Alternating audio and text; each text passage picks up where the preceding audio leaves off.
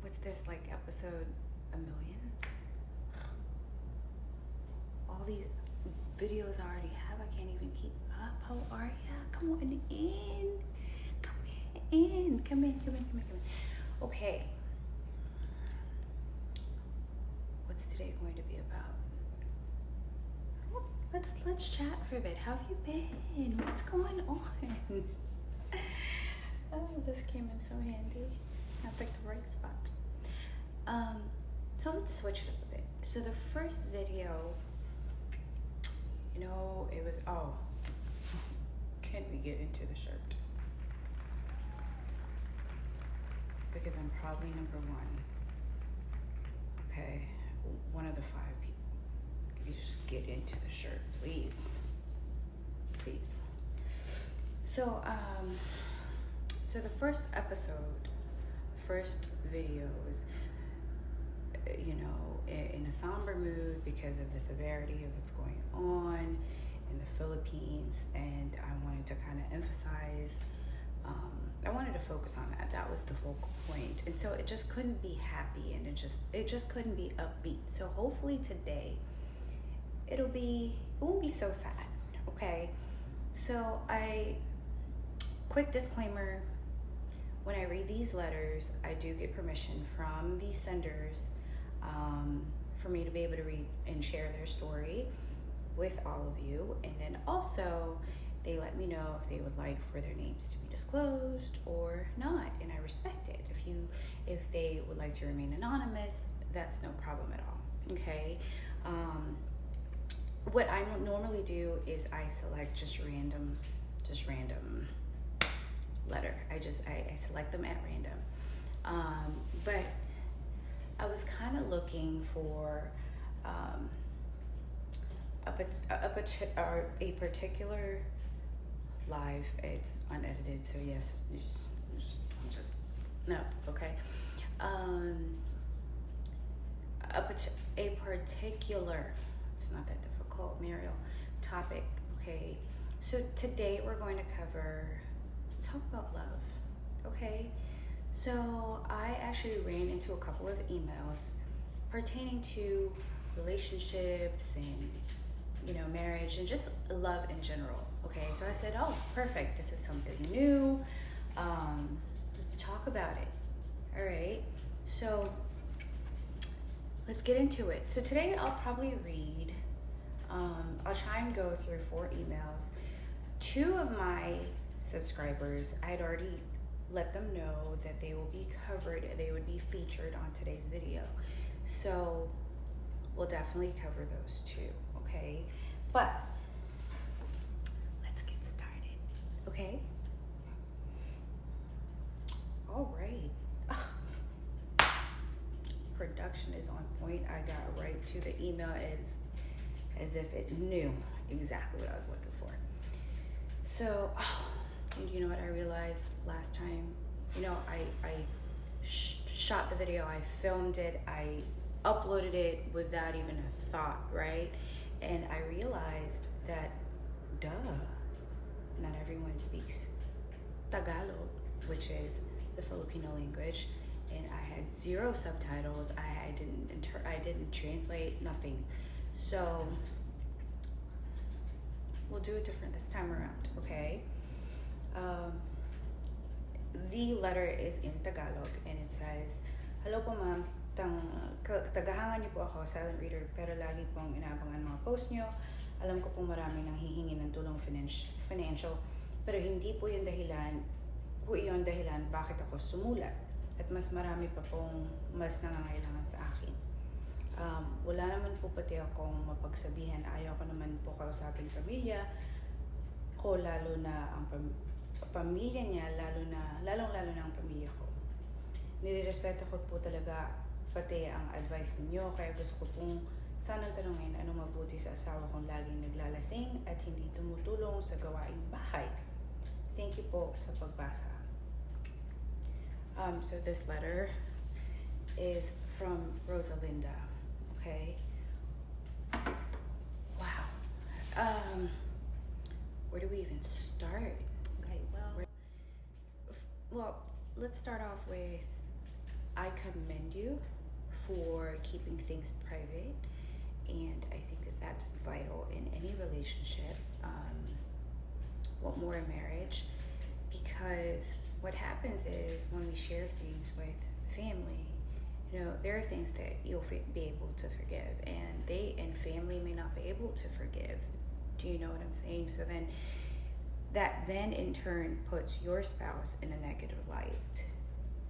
So I commend you for kind of trying to figure things out on your own. And I know you've come to this point where you don't even know where to go. It sounds to me, I'm no expert, okay, and since you asked for my advice, it sounds to me as though your husband clearly needs help, okay? And when we love someone, if we see that they're in dire need of our help, walking out on them isn't necessarily the solution. But this is such a tough one because what do you do? He doesn't help out around the house. He's a drunk. I think it'd be best that you talk to him and you have a difficult talk with him, okay? And you'll just have to give him an ultimatum at this point, assure him that you're there for him, and ask him if there's anything you can do to kind of help him. But you gotta give him an ultimatum, and it's going to be tough, but you're going to have to do what you have to do for your child, right? Because the child's needs far supersede all conflict between you and your husband, okay? It should rise above. A child's needs should always rise above any adult conflict, okay? Because they come first, all right? And so you'd have to just always keep that at the forefront and figure out what's best. Like I said, it's not going to be an easy road, but it's something that you'll have to kind of embark on if he doesn't want to change, or if he doesn't want the help. If that's something that you'll have to just you'll have to take a break, let him know that you're going to take a break until he gets himself together, okay? It's a marriage, right? And so it's not perfect. We're gonna run into some issues, and you kind of at this point, if you choose to stay in the relationship, in the marriage, and nothing's changing, unfortunately you'll just have to expect what you accept, because in essence you're letting your spouse know that it's okay, that he continues to do that, he continues to drink and he continues to not be there for you, single-handedly tackling all of the housework, and I'm not sure if you work, it wasn't mentioned, and having a child, that can be taxing, and this is a partnership, okay? And it's unfair to you. So this is not what you signed up for. When he asked for your hand in marriage, he kind of assumed, or should have assumed, the role of how your parents used to treat you or better, right? It's like, think about, how your parents nurtured you and cared for you, and then they give your hand to your husband only for your husband to treat you this way, and it's substandard, it's suboptimal, you know, and it's unacceptable, it's unfair to you. So thank you for sharing your story with me and all of us. And that's my take on it. You know, after you've had the talk with him and there's no change, you'll have to just kind of take a break. Okay, so let's get to the other ones.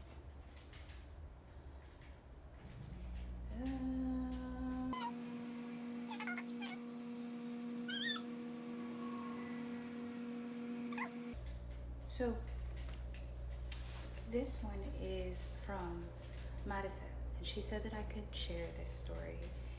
And she says, "Hi, Miss Mary. I do hope you and your fam are doing well. We are. Thank you so much. I honestly don't know how to start. My mind is racing with words, and I'm quite shy to be sharing my story with a stranger, although not really a stranger in some ways, since you've always been there for us moms out there. You made me feel like I have you as an ally, someone I can ask for advice, someone who can be my sister. So back to my story. I'm turning 33 years old on December 24th. Yay!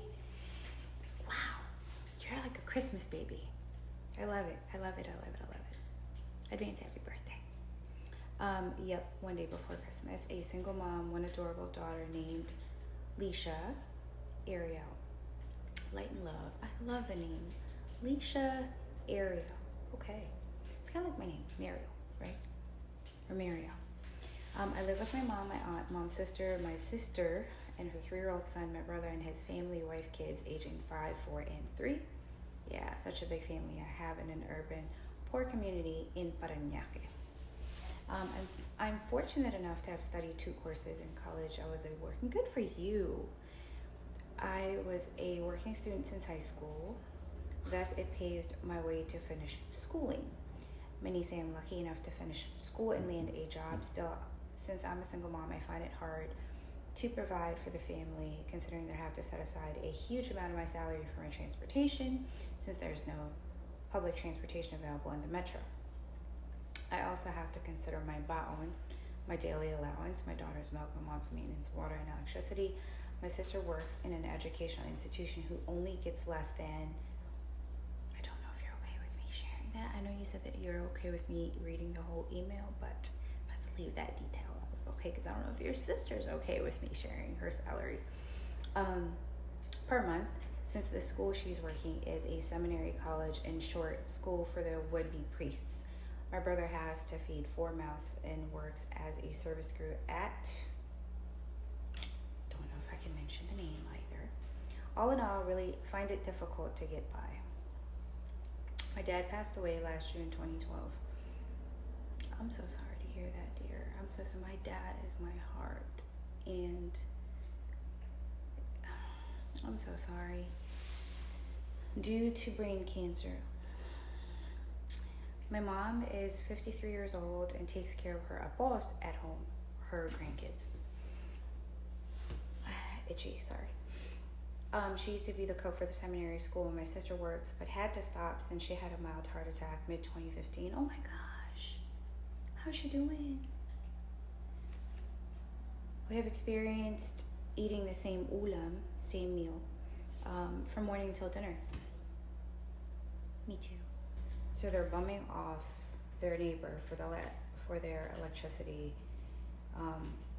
We only have to turn on one fan at a time so they can save, okay? Otherwise the bill skyrockets.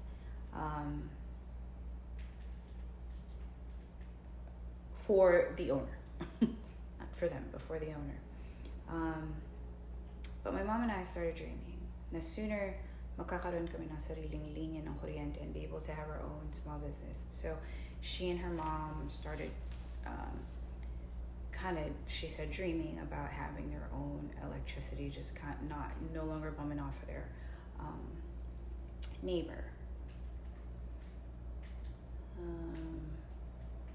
And to be able to have their own small business to sustain their needs, we find this hard to become a reality since we have to pay for our food. I know a lot will be asking for help, but I want to try as well. Somehow I can be helped as well. I do admire you, miss. You're one tough woman I look up to. May you be blessed beyond your imagination as you continue helping your kababayans. Ingat po dyan, and I do hope you read my email. Sincerely, Maricel. Thank you so much. Thank you for sharing your story with me and with all of us. And as promised, I like to stay true to my word. So be on the lookout for an email from me. And I think we'll end it on this note. For my special friend, Mimi, as promised, I told you I would feature you on today's video. And so I want to thank you. I want you to know how super duper grateful I am for you. You have been a true supporter of mine prior to this YouTube journey. So I just want to be able to give you just a token of my appreciation for you. Okay? And until next time, I'll see you guys later. Love, love, love.